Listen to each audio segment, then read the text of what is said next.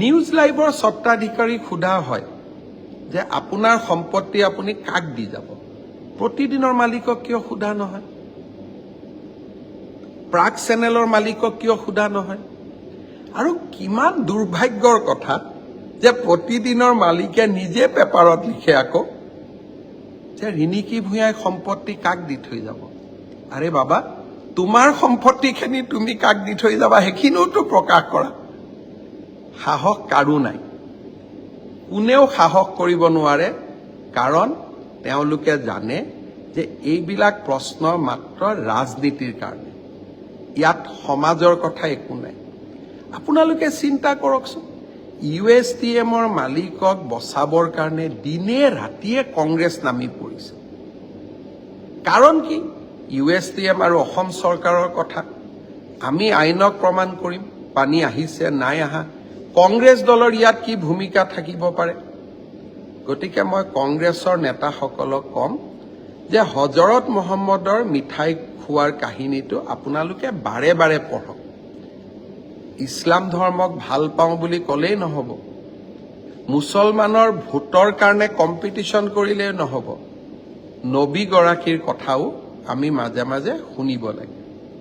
মই বিশেষ কথাসমূহত কেতিয়াবা কেতিয়াবা মোৰ বিৰোধিতা থাকে, কাৰণ অসমৰ মাটি ভেটি আমি কাকো এৰি দিব নোৱাৰো।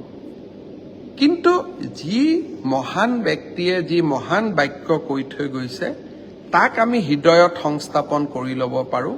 সি লাগিলে হিন্দুৱে হওক, মুছলমানেই হওক, খ্ৰীষ্টিয়ানেই হওক। মই সকলোকে আহ্বান জনাম যে মোক নীতি শিক্ষা দিয়াৰ সকলে নিজৰ নিজৰ জীৱনতো তেনেকে নীতি শিক্ষা সমাহিত কৰি লওক। তেতিয়া জগতখন ধুনীয়া হ'ব, তেতিয়া জগতখন সুন্দৰ হ'ব। আজি যিসকলে ভাবে যে আমি কিবা বেয়া কাম কৰি আছো, আমি কিবা ভুল কাম কৰি আছো, আইন আদালত সকলোৰে বাবে খোলা আছে।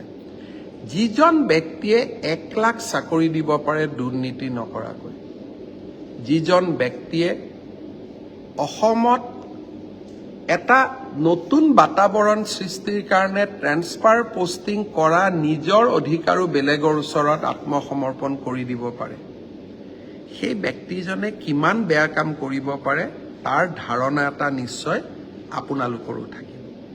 যি নহওক, ৰাজনীতি থাকিব, ৰাজনীতি চলি থাকিব। ৰাজনীতিয়ে আমাক ৰেখা আমি সদায় নিজৰ জীৱনত নিজে অংকিত কৰিব লাগিব। পুনৰ এবাৰ এটাই কথা ক'ম যে USTMৰ কিছু কথা মই বেয়া পাওঁ। মিনাৰ এটা নিৰ্মাণ কৰা হৈছে, মিনাৰটোৰ লগত বটদ্ৰৱাৰ নামঘৰৰ সচিত্ৰ এটাও নিৰ্মাণ কৰিব পৰা হ'লহেঁতেন, গীৰ্জা এটাও নিৰ্মাণ কৰিব পৰা হ'লহেঁতেন। ধৰ্ম নিৰপেক্ষতাৰ আমি পৰিচয় দিব লাগে। যোৱা 2 দিন ধৰি বহুজনে USTMৰ বৰ্তমান কাম কৰি থকা, প্ৰাক্তন কাম কৰি থকা বহুজনে USTMত চলি থকা বিভিন্ন কথা বতৰা মোক জনাইছে। মই তাত সোমাব নোখোজো, কাৰণ সি মেঘালয় চৰকাৰৰ, মেঘালয়ৰ মাটিত আছে। ভুল হ'লে ভাল হ'লে মেঘালয় চৰকাৰে তাক সংশোধন কৰিব, ই মোৰ দায়িত্ব নহয়। কিন্তু মই এটা কথা ক'ম যে মিনাৰৰ তলেদি যেতিয়া আমি যাম, আমাৰ কাৰণে নামঘৰ এটাও বনাই দিয়ক, আমি নামঘৰেদিও যাম। আৰু সৰু সৰু কথা মনত লাগে। USTMত ময়ো 2 বাৰ গৈছিলোঁ। আমাৰ ডাঙৰ ডাঙৰ বুদ্ধিজীৱীয়ে তেওঁলোকৰ ডাঙৰ এটা অডিটৰিয়াম থকা কাৰণে গুৱাহাটীৰ মিটিংবিলাকো যোৰাবাটত লৈ গৈছিলে। মই জাতিটোৰ কাৰণে তাক অপমান বুলি ভাবিছিলোঁ। ঘূৰি আহি নীৰৱে মই খানাপাৰাত সমান ডাঙৰ এটা অডিটৰিয়াম বনোৱা নিৰ্মাণৰ কাম আৰম্ভ কৰিছোঁ। আৰু USTMৰ অডিটৰিয়ামতকৈ বহু গুণে ভাল অডিটৰিয়াম হ'ব, কাৰণ আমাৰ বুদ্ধিজীৱীসকলে প্ৰতিদিন নিউজ লাইভ, DY, আমাৰ সংবাদ মাধ্যমসমূহে যাতে মেঘালয়ত গৈ মিটিং পাতিব নালাগে। জাতীয় চেতনা কৰবাত নহয় কৰবাত আমি সকলোৱে ধৰি ৰাখিব লাগিব। USTM কৰ্তৃপক্ষই মোক সাক্ষাৎ কৰিব খুজিছে। মই এটাই কথা কম যে মই আপোনালোকক লগ পাম, কথা পাতিম, কোনো আপত্তি নাই। কিন্তু এবাৰ আপোনালোকে ফৰেষ্টেশ্যন কৰক, পাহাৰবিলাক কটা কমাই দিয়ক। পাহাৰ নকটাকৈও ভাল আৰ্কিটেক্টৰ সহায়ত আপোনালোকে সুন্দৰ সুন্দৰ বিল্ডিং বনাব পাৰিব।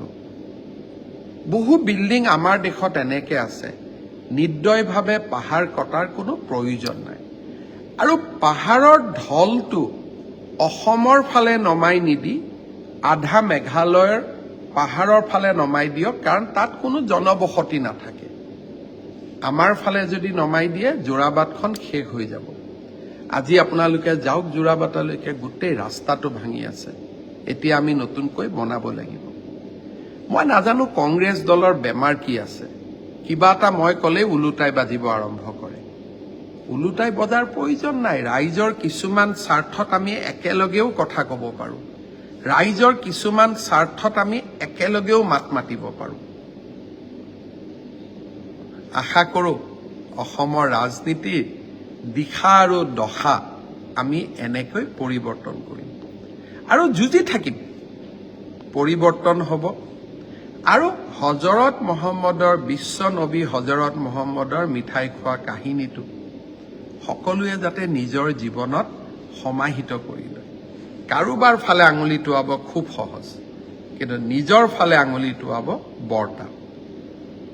মৃত গড়ৰ শিঙৰ আত্মাবিলাকে মোৰ সমষ্টিত পিঠানীৰ নামত নিৰ্মাণ হোৱা ইণ্ডাষ্ট্ৰিয়েল পাৰ্কখনে বহু কথা আজিও আমাক কৈ যায়। কিন্তু মই কাকো ব্যক্তিগতভাৱে আক্ৰমণ নকৰোঁ, কাৰণ সেয়া মোৰ জীৱন নহয়। মই এটাই কথা জানো, 1 লাখ ল'ৰাক চাকৰি দিব লাগে, ল'ৰা ছোৱালীক নিযুত মইনা আঁচনি আনিব লাগে, অৰুণোদয় আনিব লাগে, অসমখনক ভাৰতৰ সৰ্বশ্ৰেষ্ঠ 5খন ৰাজ্যৰ ভিতৰত নিৰ্মাণ কৰিব লাগে। 19 তাৰিখে ৰক্ষাবন্ধন, ৰাখীৰ দিনাখন মই মনত ৰাখিছোঁ যে গুৱাহাটীৰ বৃদ্ধা আশ্ৰমসমূহত যাম আৰু আইতাসকলক অৰুণোদয় অনুমোদন পত্ৰ কেইখন দিম, যাতে আইতাসকলে সুন্দৰ ৰাখী বন্ধন উৎসৱ পালন কৰিব পাৰে। সকলোকে পুনৰ এবাৰ নমস্কাৰ জনালোঁ। যিসকলে হাজোৰ পৰা সংলগ্ন হৈ আছে